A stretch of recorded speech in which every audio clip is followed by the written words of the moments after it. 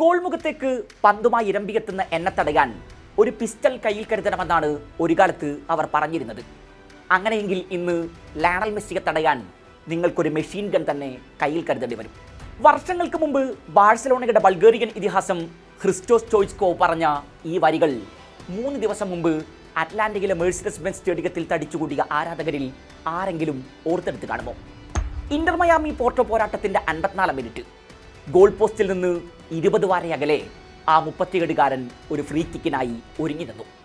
3 ദിവസം കൂടി പിന്നിട്ടാൽ 38 വയസ്സ് തികയും അയാൾക്ക്. ആ പന്ത് എങ്ങോട്ടാകും വളഞ്ഞിറങ്ങാൻ പോകുന്നത്? ക്ലോഡിയോ റാമോസിന്റെ മുഖത്തപ്പോൾ ഒരു ഭീതി നിഴലിച്ചു കിടപ്പുണ്ടായിരുന്നു. അയാൾ പോസ്റ്റിന്റെ വലതുമൂലയിലേക്ക് ചേർന്ന് നിന്നു. മെസ്സിയുടെ ഇടങ്കാലിൽ നിന്ന് പാഞ്ഞ പല ഫ്രീ കിക്കുകളും പോസ്റ്റിന്റെ വലതുമൂലയെ ലക്ഷ്യമാക്കിയാണ് എത്തിയിരുന്നത് എന്ന് അയാൾക്ക് നന്നായി അറിയാം. റാമോസിന്റെ കണക്കുകൂട്ടലുകൾ ഒന്നും പിഴച്ചില്ല. ഇക്കുറിയും പന്ത് റൈറ്റ് കോർണർ ലക്ഷ്യമാക്കി തന്നെയാണ് എത്തിയത്. പക്ഷെ റാമോസിന്റെ വേഗത്തെ മറികടന്ന് അത് ഗോൾ വരയിലേക്ക് പാഞ്ഞു കയറി. Touch by God. Jose Fonte ഒറ്റ വരിയിൽ ഇങ്ങനെ പറഞ്ഞു വെച്ചു: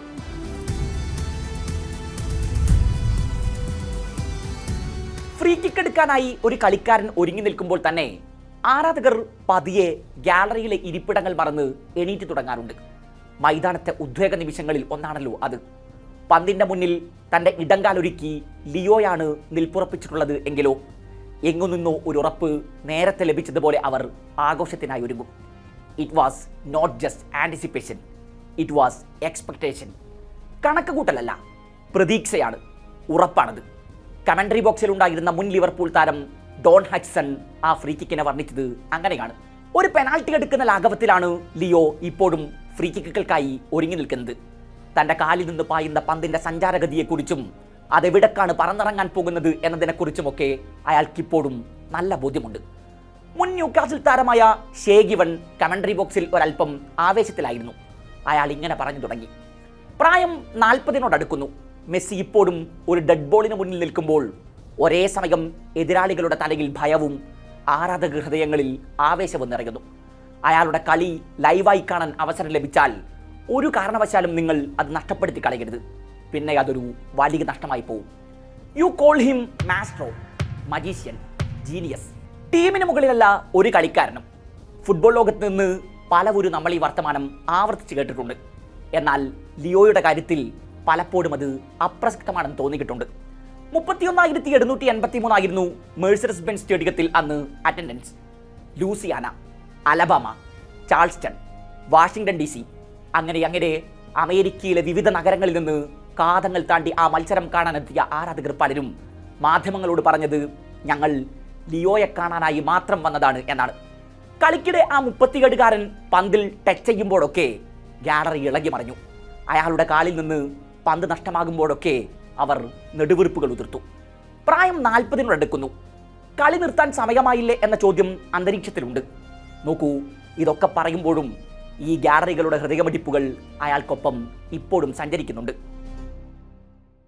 2026 ജൂൺ 11 അമേരിക്കൻ മണ്ണിൽ ഫുട്ബോൾ ലോകകപ്പിന് തിരശ്ശീല ഉയരുമ്പോൾ 39ലേക്ക് പ്രവേശിക്കാനൊരുങ്ങുകയാവും ലിയോ. ഒരിക്കൽ കൂടി നമുക്ക് അയാളെ അർജന്റീൻ ജേഴ്സിയിൽ കാണാനാകുമോ? അർജന്റീൻ ആരാധകരുടെ ഉള്ള് ഇപ്പോൾ പിടഞ്ഞു തുടങ്ങിയിട്ടുണ്ടാകും. മെസ്സി ടീമിലുണ്ടായിരുന്നപ്പോൾ എങ്ങനെയാണോ കളിച്ചിരുന്നത് അതുപോലെ തന്നെ അയാൾ ഇല്ലാതെയും കളിക്കാൻ ഞങ്ങൾ പഠിച്ചു കഴിഞ്ഞു. ദിവസങ്ങൾക്ക് മുമ്പ് അർജന്റീൻ പരിശീലകൻ ലയണൽ സ്കലോണി ആരാധകരോട് പറഞ്ഞത് ഇങ്ങനെയാണ്: മെസ്സിയെ ആശ്രയിക്കാതെ ഒരു മേജർ ട്രോഫി ഷെൽഫിലെത്തിച്ച ശേഷമാണ് ധീരമായി അയാൾ ഇത് പറഞ്ഞു വെക്കുന്നത് എന്നോർക്കണം. ഏറെക്കാലം ലയണൽ മെസ്സി എന്ന അച്ചുതണ്ടിന് ചുറ്റും കറങ്ങിക്കൊണ്ടിരുന്ന അർജന്റീൻ ഫുട്ബോൾ ഗോളത്തിൽ സ്കലോണി സൃഷ്ടിച്ച ഏറ്റവും വലിയ വിപ്ലവം 2 ആഴ്ച മുമ്പാണ്. വേൾഡ് കപ്പ് ക്വാളിഫയറിൽ കൊളംബിയക്കെതിരെ തോറ്റു നിൽക്കുകയാണ് അർജന്റീന. 70-ാം മിനിറ്റിൽ എൻസോ ഫെർണാണ്ടസ് ചുവപ്പ് കാർഡ് കണ്ട് പുറത്താകുന്നു. 8 മിനിറ്റുകൾക്കിപ്പുറം സ്കലോണി മെസ്സിയെ മൈതാനത്ത് നിന്ന് പിൻവലിച്ചു. ആരാധകർക്ക് ആ സബ്സ്റ്റിറ്റ്യൂഷൻ ഒട്ടും ദഹിച്ചിരുന്നില്ല. എന്നാൽ 3 മിനിറ്റിനുള്ളിൽ 24കാരൻ തിയാഗോ അൽമാഡ അർജന്റീനക്കായി ഗോൾ മടക്കി. വേൾഡ് കപ്പ് ക്വാളിഫയറിൽ അർജന്റീനയുടെ അപരാജിത കുതിപ്പിൻ തടയിടാൻ കൊളംബിയക്കുമായില്ല. മത്സരശേഷം മെസ്സിയെ പിൻവലിച്ച തീരുമാനത്തെക്കുറിച്ച് സ്കലോണിക്ക് മുന്നിൽ ചോദ്യമെത്തി. ലിയോ ആവശ്യപ്പെട്ടത് കൊണ്ടാണ് പിൻവലിച്ചത് എന്നായിരുന്നു അർജന്റീൻ കോച്ചിന്റെ മറുപടി. അതിനുമപ്പുറം മറ്റു ചിലത് കൂടി പറഞ്ഞു വെക്കുന്നുണ്ട് സ്കലോണി. തോറ്റു നിൽക്കുന്ന ടീം പൊടുന്നനെ 10 പേരായി ചുരുങ്ങുന്നു. ടീമിൽ മെസ്സി ഇല്ല. എന്നിട്ടും ഞങ്ങൾ സമനില പിടിച്ചു. തോൽക്കാൻ ഒരുക്കമല്ലാത്തൊരു മെന്റാലിറ്റി ഈ ടീമിലുണ്ട്. ഇതിനേക്കാൾ സംതൃപ്തി തരുന്ന മറ്റൊന്നും ഇപ്പോൾ ഇല്ല. ബ്രസീലിനെതിരെ നടന്ന ലോകകപ്പ് യോഗ്യതാ മത്സരത്തിലും അർജന്റീന നിരയിൽ മെസ്സി ഉണ്ടായിരുന്നില്ല. എന്നിട്ടും എസ്റ്റാഡിയോ മാസ് മോണുമെന്റലിൽ അന്ന് കളത്തിലും കണക്കിലുമൊക്കെ അർജന്റീന മാത്രമായിരുന്നു. 4 വ്യത്യസ്ത കളിക്കാർ വലകുലുക്കി. പകരക്കാരായി എത്തിയവർ അത്ഭുതങ്ങൾ കാണിച്ചു. യങ് സെൻസേഷനുകൾ പലരും അപ്പോഴും അവസരം കാത്ത് പുറത്തു നിൽപ്പുണ്ട്. യുറുഗ്വയ്ക്കെതിരായ മത്സരത്തിലും മെസ്സി ഇല്ലാതെ ഇറങ്ങിയ അർജന്റീന നിര വിജയം പിടിച്ചു വാങ്ങിയിരുന്നു. ഇതൊക്കെ ചേർത്ത് വായിച്ച ശേഷം മെസ്സിയുള്ള അർജന്റീനയേക്കാൾ നിങ്ങളിപ്പോൾ മെസ്സി ഇല്ലാത്ത അർജന്റീനയെ ഭയന്നു തുടങ്ങണം എന്ന് പറയുന്നുണ്ട് പലരും. ഫുട്ബോളിന്റെ ആകാശവും ഭൂമിയും കീഴടക്കി കഴിഞ്ഞവനാണ് ലിയോ. അയാൾക്കിനി ഈ മൈതാനങ്ങളിൽ ചെയ്തു തീർക്കാൻ ഒന്നും ബാക്കിയില്ല. ഇങ്ങനെയൊക്കെ പറയുമ്പോഴും അയാളെ ഒരിക്കൽ കൂടി ലോകവേദിയിൽ കാണാൻ ആഗ്രഹിക്കുന്നുണ്ട് ആരാധകർ. ഖത്തർ ലോകകപ്പ് കഴിഞ്ഞ് 3 ആണ്ട് പിന്നിട്ടു. ഇന്നലെ കഴിഞ്ഞതുപോലെ പല ചിത്രങ്ങളും ഇപ്പോഴും ഓർമ്മയുടെ ഷെൽഫിൽ പൊടി പിടിക്കാതെ കിടപ്പുണ്ട്. ക്രൊയേഷ്യൻ യങ് സെൻസേഷൻ ജോസ്കോ ഗോഡിയോളിനെ വട്ടം കറക്കി ജൂലിയൻ അൽവാരസിന് തളികയിൽ നീട്ടി നൽകിയ അസിസ്റ്റ് മുതൽ അങ്ങോട്ട് പലതും.